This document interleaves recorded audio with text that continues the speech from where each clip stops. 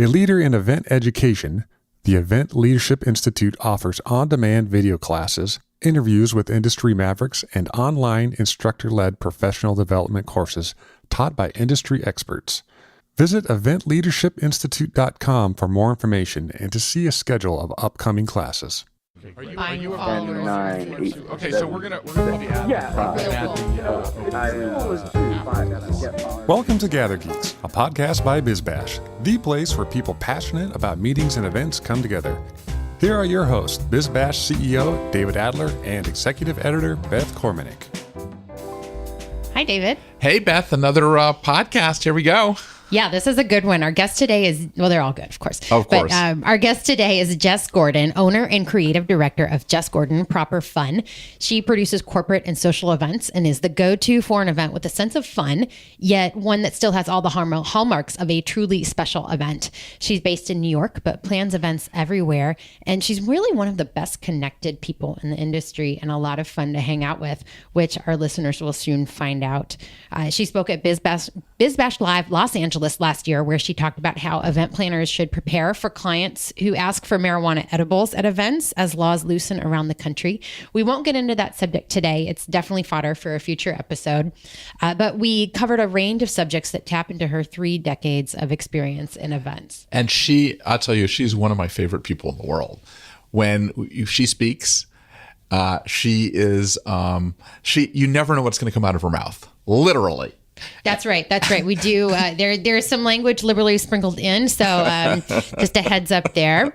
But, one of her points was about how she designs for the 5 senses. And you get a sense with her that it's very visceral and thought through. So, that sounds simple, but really it's not. Oh, yeah. I mean, there's a lot of it's so funny how sometimes people come off as so casual, but they're very serious underneath all of that fun. Yes, I'm nodding my head vigorously. Yes.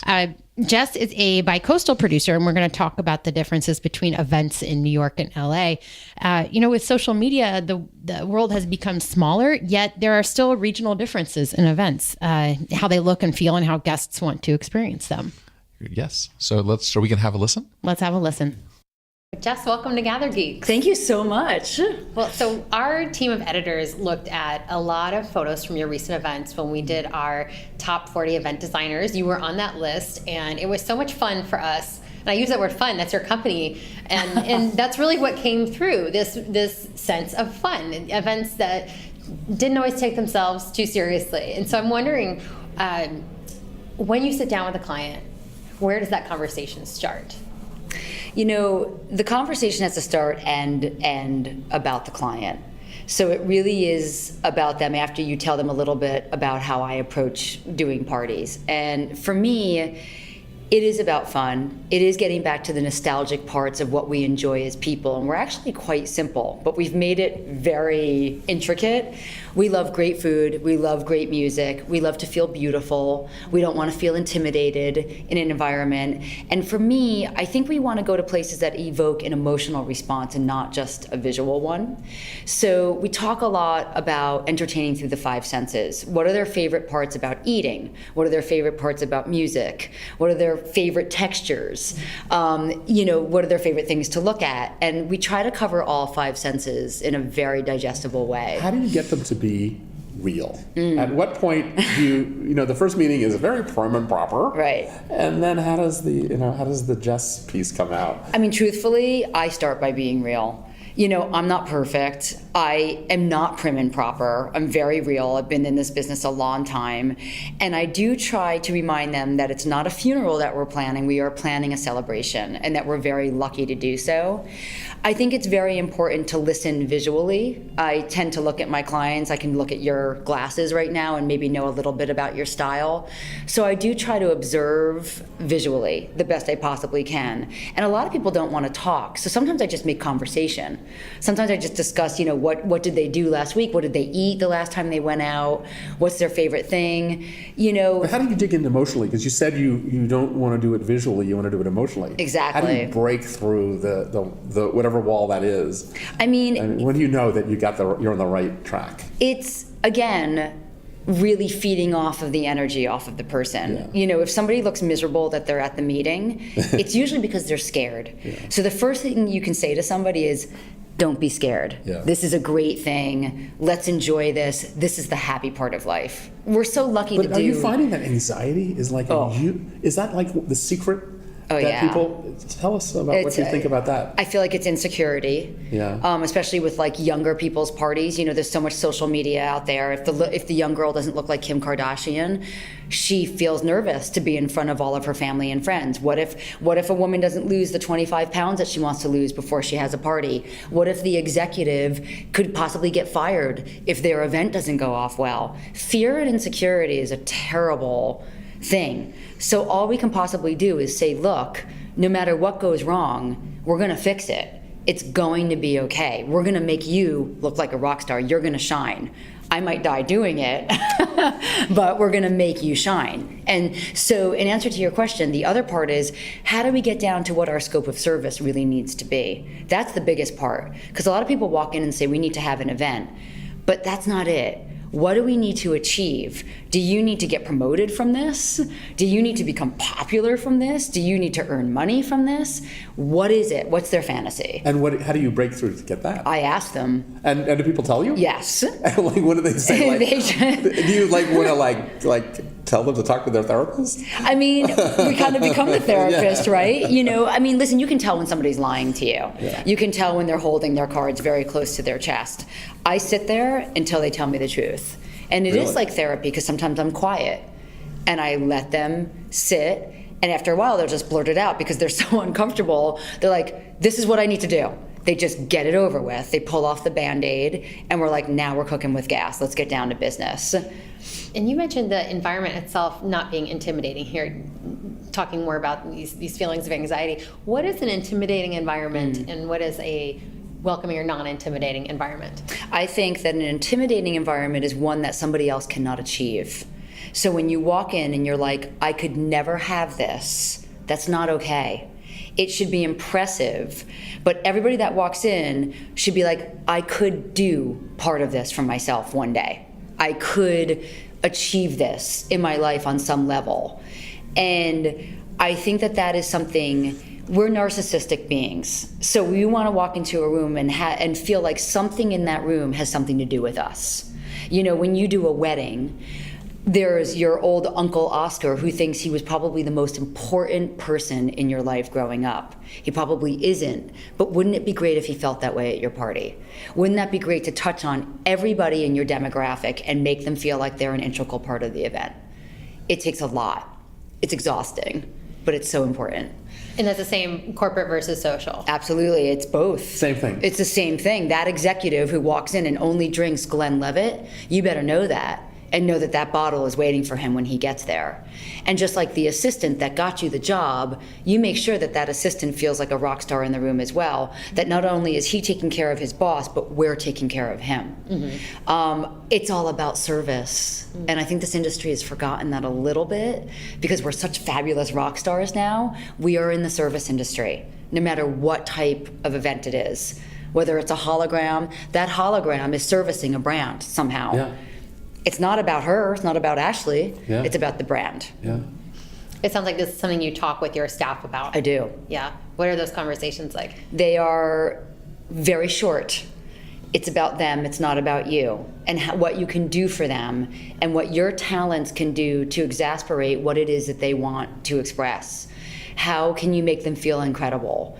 Just realize that you guys are going home at night. You're not going home with these people, so you can extend this kind of energy to them for the moment that you're with them.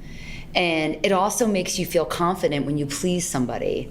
It's a wonderful feeling. It's to me, it's what's kept me in this industry for so long. When a client walks in a room and you see their body go into such a wonderful state, we did our job, and it only lasts about 3 seconds, and this is dirty, I call it the 3-second orgasm.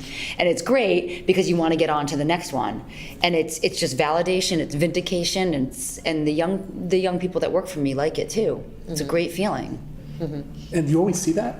Does it fail sometimes? It does fail sometimes. How do you know? Well, they walk in and they're so guarded and they're so nervous that they don't react, but they do within moments later. Sometimes it's a delayed reaction, and I always tell my team, wait for it, and then they turn the corner and they see that one thing that they can relate to, and you have them. Does that mean that they're not part of the process until the moment? Sometimes. Is that, otherwise you don't get that effect? Right. Because you're living it. Exactly. So how do you know the people that want to be involved in every decision and then you just do it, right? Not only that, a lot of the times, I think you guys know this, you can talk to your blue in the face, you can do 3D renderings. They don't really know a live event until they're there. So, and it's always so much better. Wouldn't a live event be better than it is on paper? So our feeling is we can't wait for them to see the live thing. They drive us crazy all the way up until then, because then they they love can't, it. then they see it. And it's better than they ever imagined. Do you design for digital? Do you think how is this going to look on social media? Absolutely. So we just I had a have to. conversation before you walked in, before we started the podcast. Yes. About that. I have to. Is that the big difference that you've seen? Yes, I'm seeing that as the big difference. I'm also seeing that the industry is inundated and very populated with people that haven't started it from the ground up, per se. They're kind of entering in because they're so good at digital. And I just always tell people, be great on social media, but be spectacular in real life. It's so important, because those old relationships, that phone call that you make, the experience that you have, troubleshooting behind the scenes. Digital is certainly an aspect of it, but it's not everything. But it's certainly on my mind, of course. For people who come in at that level that you were describing, are they creating events that look better on social than they are experienced in real life? Absolutely. Absolutely. They might look great on social, but experiencing them in real life is not comfortable. Maybe the flow isn't good. Maybe the food sucks. Maybe they're not taking care of all 5 senses. You have to do that no matter what you're doing, because if you do that, the digital is going to look great. So you talk about 5 senses. Yes. Where does charm fit into the 5 senses as a host? It's everywhere. I mean, isn't that part of all the senses? Yeah, and that's when I see charm. Like, you can have a Totally. great digital photo, but the person has no charm. Exactly. And it's about them. Exactly. How do you sort of, like, if you're not there sort of helping with the charm aspect of it, how do you get the people that are hosting to be charming? I mean, that's a whole barrier that you have to break down, but I think charm starts from the very beginning. That's how they hire you. I mean, there's great designers out there. I'm not, the only great designer, but I'll tell you, I'm spectacular in a room with somebody because I listen to them and I'm charming. Just, that's been one of my best things. And you're now famous. And I'm now because I did hear about surveys about how people want their organizer or planner to be famous too. There's something weird about that. I think there is something weird about but that. But it's a millennial that's trying to brag about their planner. I mean, it's not necessarily the prettiest part of our industry. I don't think it is, but I think you can change horses in the middle of the stream. Yeah. You can be one person with one client. You can be another person with another client. Yeah. That's what's great about being a chameleon. And charm, to me, can be brought about in so many different ways. It can be brought about through the 5 senses. You can have food that's interactive, so it's conversation there's a way to create charm in a manipulative, passive-aggressive, wonderful way. It's making people associate with each other. In a way, you're doing this tonight. This is great that we're all hanging out together the night before we speak. That's wonderful, because we might get there tomorrow and we might be intimidated by each other. We might not know each other. We might be standoffish. Tonight is going to break all that down. The talk is going to be better because of it. Absolutely. Yes. Yeah. We do these speaker dinners because of that. This is great. The whole idea is you can actually engineer esprit de corps. Mm-hmm. And esprit de corps has a lot to do with energy. Absolutely. And you are one of the most bring that energy, and sometimes you do it when you're tired. Of course. I've seen you I'm always tired. I've seen you when you're not up to do I'm it. middle-aged. And you do it. I'm always tired, but it's what I do that gives me energy. Yeah, it's part of so the it's plan. I mean, we're jet lagged, right? I mean, we're it's 9:00 at night. Yeah. I go to bed at 9. Right. But it's this is our joie de vivre. This is what makes us tick. Exactly. Right. So speaking of coasts, you're based in New York. You have had offices in LA. I consider you bi-coastal. Yes, sure. You do events everywhere. Tell us about the differences. You have your core philosophy, and you explained some of that to me. What are the differences in entertaining and events, New York versus LA? What's interesting, there's so many different, actually. In terms of venues, what I do love about Los Angeles is that there's so much more space.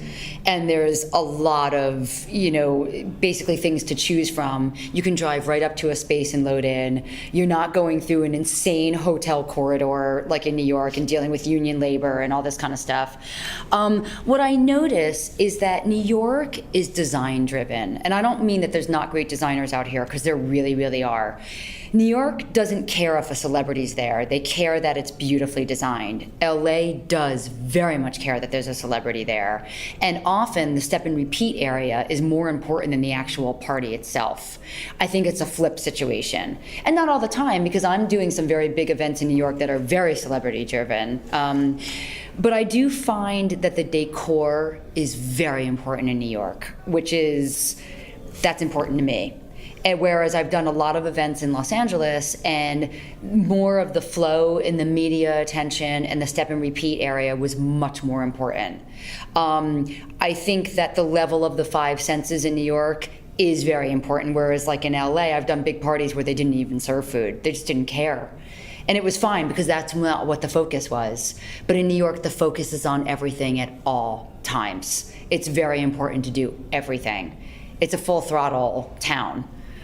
There's no shortcuts or anything. But yet at the same time, on the flip side, I feel like LA accommodates something with one step, whereas New Yorkers do several steps. What do you mean by that? I just feel like they make an incredible environment just because of the ambiance of Los Angeles, the weather. Yeah, the weather I mean, alone. I just enjoyed riding the train, just looking out the window. Yeah. So I feel like LA has a natural, organic aesthetic that we have to make if we want to in New York. And there's an easygoingness, there's a happiness. I do notice that a lot of the vendors, they're just happy. They're easygoing, they're lovely, because their job in terms of logistics is a little bit easier. They can drive up to places, they can make things happen. That's a very good point. It's true. They've never worked at the World Trade Center. No, I mean, it's horrible, but yet they're sitting in traffic, which was a big issue for me, because half of my day was gone. Yeah. I would get home and I'd have to start, answering emails. I always said that if I ever got really, really rich, I'd hire a driver, like immediately. But that has a huge impact on the attendee, though. It does. Like the attendee, they come to an event and they're leaving in 5 Exactly. minutes. Have you seen that difference? Oh, major. Or they just don't come. They don't come. In Los Angeles, a lot of people dropped out. Without telling. Without telling. And I understood why. I did. They got home from work. They did not want to get back in the car. Right. They didn't even want to take an Uber and sit on the freeway. So there's pros and cons to both, but somebody really smart said, don't ever compare New York and LA to each other. Don't ever. Because you can't. What I do like about it, and what I like about LA right now, it's becoming a little bit more urban. There's a little more flavor. Well, we're sitting here in downtown LA right now, and we were just at the new Intercontinental. Oh, it's fabulous. That's fantastic. And the new Sky Space, all these, it's urban. And I do like that they're embracing the urban downtown area. Yeah. There's street art everywhere. They're into food. They're starting to, they're very foodie driven right now. LA's getting a little bit cooler to me. I had a little bit of a tough time while I was out here, mostly because of the traffic. Yeah. That was it. I just felt pent up. That's so interesting. So you are in your 29th year of business. Yeah. Congratulations. So I am curious if you could tell us what some of your first events looked like. What did they look like? You know what's interesting? I was looking back at my portfolio just the other week, just for shits and giggles. I was just going down memory lane. My first events were amazing. And I have to be honest, I think it's because the client let me do what I wanted to do. I'm in handcuffs a lot right now. And I noticed back in the day when I first started, the client was like, Jess, you do it. I'm going to write you a check. We trust you. You're the creative. And I really What year was that? Not to give away 29 years ago. I don't know. What's 29 years ago? I'm not good at math. That would be 1990. Oh, yeah. 1996. 96, yeah, that was the heyday. Robert Yes. Isabel was all over the place. Yes, Robert then. Isabel. And I was like, Huh? no, it was 1996. No. 86. Yeah, Robert Isabella started at 86. Yes, it was 86. I had started my first little flower business in 87. And I worked out of the back house of my mom's house in upstate New York. I was doing flowers like from Martha Stewart and all this before she was huge. Yeah. Then I went on sabbatical. I traveled all over the world. I was doing sets for movies. I was doing all that. Then I took a short stint at Tavern on the Green. I became events director there when I was really young, So I forgot only about for that. like 6 months. And then I went out and started full throttle. The events were a little bit more overblown, believe it or not. And there was less technology, so it was much more in decor. Right. There was not LED lighting, so you didn't just light a room purple and walk out. Never. So there was more elements that you needed to use to get the effect that you get today. It was fabulous, and I miss it a lot. So the handcuffs that you mentioned, Yeah. what's happening? Why are those in place? Everybody's an expert, with Pinterest and all that kind of stuff. I feel like everybody has a vision, but they really don't know how it's produced. So they want a vision, then there's no connection to what their budget is. There's a lot of different areas that you have to travel down now, rather than the client trusting you, giving you some vital information and letting you do what you do. Now there's a person that's seen a gazillion things on Pinterest or online, or they've been to other parties. And sometimes for them just to say, I want a purple room, they don't know how to say it. They don't know that that's LED lighting. So they're just like, this is what I want. They don't really need me for that. So we do have a lot of clients that come and they think they need me, but they kind of don't, and they certainly don't want to pay for it. So sometimes I'll just be like, hey, this is what you need. Here's a great lighting and AV company. They can tell you what to do, and if you want to hire us to consult, that's fine.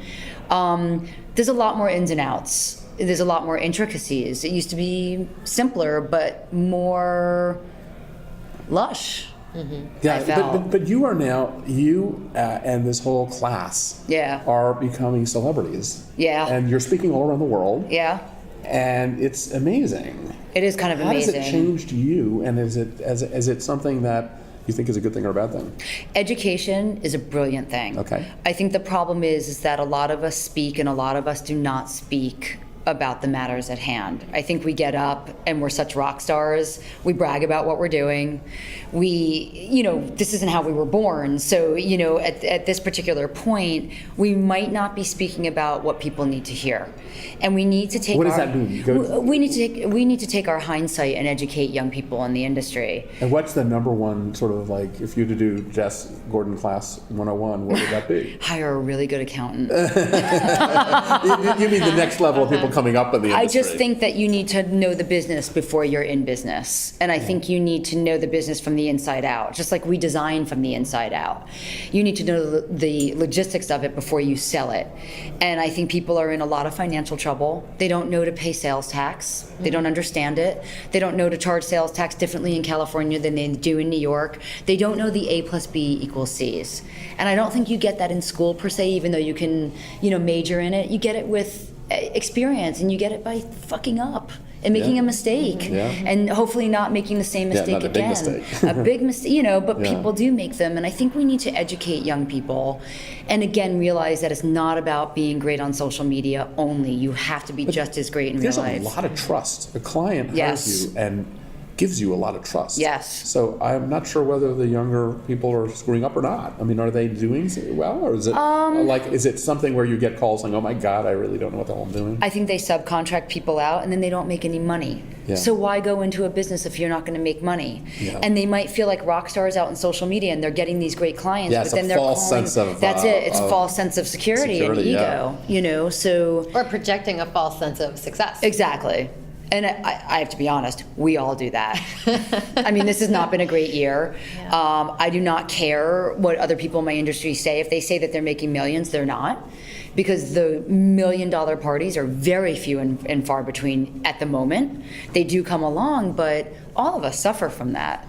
I think we need to be honest when we speak. I think we need to be honest about our mistakes and let the audience learn. It feels from our so mistakes. glamorous, but it really is not as glamorous as people think. It's not. I mean, my glamour comes from within. It does not come from my job. Yeah. I have glamorous moments probably in the gym, more so than I do in my job. Well, the accoutrements of what we all do is like off the charts. It is. I mean, most people don't like hang out. And do No, things I mean, we're that eating we dinner find. at the Palm. Yeah. Just for doing a talk tomorrow. Yeah, exactly. But we celebrate for a living, and I think we do need to live that way. It's funny though, I don't cook at all at home. I don't really entertain at home at all. It is my quiet place. Yeah. I'm an extroverted introvert. And I think because of what we do want to be quiet and alone sometimes. And I think that that's a false thing too. We're not party animals, most of us. Well, let's get real then. On event day, Yeah. what do you look like? What are you wearing? And what are you up to as the event is happening? So this is really cool. I have a mantra that's always worked for me really, really well. I work out very heavily before I go to an event because it alleviates any kind of stress. Even if the load-in's at 4 o'clock in the morning, I will either run to the event or I'll jog or I'll do something. I'm extremely physical, and I think that you need to be physical. So on an event, I will be physical. I will be in sneakers. I will just wear all black, and if I need to change in the bathroom before the client comes, that's absolutely fine. I make sure that my team, I'm a grasshopper, so I just hop around to everybody, and I constantly art direct what's happening. I make sure that they have food, but not a lot. They eat small snacks constantly. I make sure that somebody's cleaning up constantly. A neat workplace is a successful workplace. It's in constant motion. And then the client comes and I do whatever they need. And usually I sneak out after a little bit. If we need to be on site, then we're on site. But again, it's not about me. It's not. It's their time to shine, and I leave whatever staff needs to be there that helps them shine. And that's really it. And I'm usually pretty tired. So I'm not walking in as the event's starting. I'm walking in as we load in. So by the time the event's starting, I usually go home. That seems like a lot of people want to do that, but they don't sometimes have the security to do that. A lot of people show up as it's starting and they haven't been there all day. They don't know, and they're trying They to need to be there all day. and things like that. Yeah, because here's the thing, this is going to sound perverse. I don't like it when things go too smoothly. I like little things that go wrong behind the scenes, and I like to troubleshoot. I like it. It's what I do. That's interesting. Yeah. So, I mean, you don't want a Rubik's Cube that's completely solved all the time. You need to mess it up a tiny bit, knowing that you can solve it. So that happens during the day leading up to the event. And then afterwards, do you collect and reflect on those moments? Yes, I do a postmortem, we call it. And actually, we do it the next day in the office right away. So I do it personally, usually in the bathtub. So I do it personally, and then we hold it with my staff the next day. We always do a postmortem. How can we do it better? What went wrong? Do we want to use that same vendor again? Do we not? It's great. A postmortem is essential. It's essential. It's probably the most integral part of what we do. That's fascinating. Yes. What are some key takeaways that you've learned before going through those? With postmortems? Yeah. Okay, first of all, there are a lot of times that things have gone wrong that I didn't know were going wrong, and a member of my team was handling it, or a member of my team was upset about something and they couldn't talk about it because we're not going to talk about it on event day. A lot of it is the grievance, is what was wrong, who messed up, how it stressed somebody out, how we would do it next time. And that's something that we share with our clients. We can say, we think that this was incredible, but the next event we do, we want to try this. Wow. And it gets them excited. Most people would want to keep that internally, keep that close to the vest, but you share it. We have to evolve. How do you sustain a business for 29 years without evolving and constantly wanting to better yourself? And that you have to let go of ego. You have to realize that you're never perfect. And once I stop learning, I better retire. You never want to stop learning. But I do notice young people today, they want to skip these steps. Some of them are talking about retiring at like the age of 40. And I'm like, no, not in this industry. We're going to work till we're dead. Yeah, I mean, that's it. So it's really the lack of ego thing. And it is a wonderful feeling when somebody appreciates you for what you do. It's a validation. We need it because as much as we have it, we don't. We need it. It's important, And then making your team feel proud as well. I get a lot of sugar. I get a lot with sugar, actually. I do not try to demean my team in any way. When they are sparkling, they sparkle, and I let them know. It's very important. And then they want money, so you give them. So I have a final question. Okay. What advice would you give to the 21-year-old you that you've learned this 29 years later doing this? Yes. Take your time. The turtle wins the race. You do not need to become next year's IT producer because that's a flash in the pan. You want to sustain. Learn from people around you. Drop the ego. Make a mistake, but never make the same mistake twice if you can possibly handle it. And don't do something that you're not equipped to do. Do not do it. Great words of wisdom. Well, Yes. Jess, thanks so much for joining us on GatherGeeks. Tell our listeners how they can reach you. Oh my gosh, yeah, everywhere. You can reach me on Instagram at Jes Gordon, 1S only. Twitter at Jes Gordon, Facebook, Jes Gordon Proper Fun, and our website is jesgordon.com. It's all about me. Great. Thanks so much. Thank you. All right, back in our studio, David, listening to this interview, what's so refreshing about Jess is her candor and honesty about what life as a big time event producer is like. It's, not always glamorous. It's not always flush with cash. She brings that honesty to the client too. And her point about ferreting out what the person hiring her really wants to achieve, from making money to looking cool to getting a promotion was really interesting. Yeah, no, she definitely cares about the client. And she's not one of these designers that wants to produce her own thing, but more make sure that she is putting the person's stamp on whatever she's doing, whatever that she's doing for them. Right, exactly. And she, she also talked about the honesty of sharing your post-event thoughts with your client, which, it was great, pointing out, here's what we did that was, successful. Here's what we would do differently the next time. Yeah, that's brave, but I can see how it would get you to start working on the next event, right? Well, yeah, because I think her honesty is so transparent that people trust her. Mm-hmm. Definitely. Well, she was a lot of fun to talk to. And, she was great. You can see more of her work on BizBash.com. Fantastic. So, Beth, what's going on BizBash? You know what? I wanted to, we brought this up last week, but I wanted to bring it up again because it is so important to remind our listeners to submit entries to BizBash's new awards program. It's the Event Space Awards. So these are going to recognize venues in multiple categories, and they're separated into facility type, as in ballrooms or bars and nightclubs, academic spaces. And then we have other categories for usage type. So venues for large or small meetings, or for weddings, or festivals and outdoors experiences. And we have more information about that on bizbash.com. But David, while you're here, maybe talk about the inspiration for these awards and why venues need this kind of recognition. Well, I think that people what's going to make these awards a little bit different is that there's not just going to be one winner. There's going to be top 10 lists, or top 5 lists, or top 20 lists, depending on how many people are submitting. And it'll give you a sort of the neighborhood in which to look in and get recommendations sort of through this osmosis methodology. Because you really care about when someone else recognizes something, it makes you think twice, especially in today's world.